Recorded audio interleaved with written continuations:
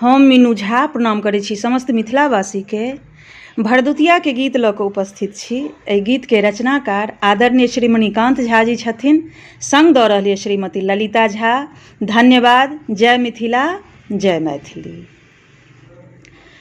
ओसेरा बैसल छियौ भैया, ओसेरा बैसल छियौ भैया, अहींक आबक असरामे एतेक देरी कोना केलियै भरदुतियाके जतरामे, एतेक देरी कोना केलियै भरदुतियाके जतरामे, एतेक देरी कोना केलियै।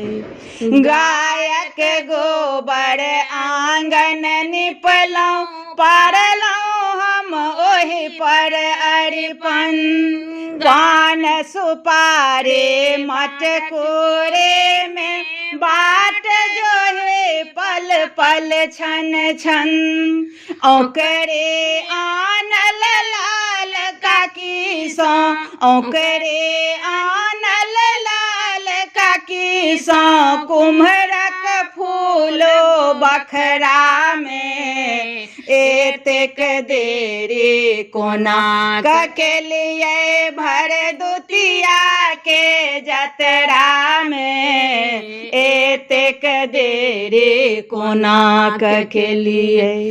भाई बहिनक स्नेहक पाबनि कोना बिसरि गेलियै भैया, भौजे तने मना केली है दीतहूँ जे हमरा रुपैया, कहबनि हमरा किछु नहीं चाहे, कहबनि हमरा किछु नहीं चाहे, सठती अपना नहिरा में, एतेक देरी कोना केलियै भरदुतियाके जतरा में, एतेक देरी कोना केलियै।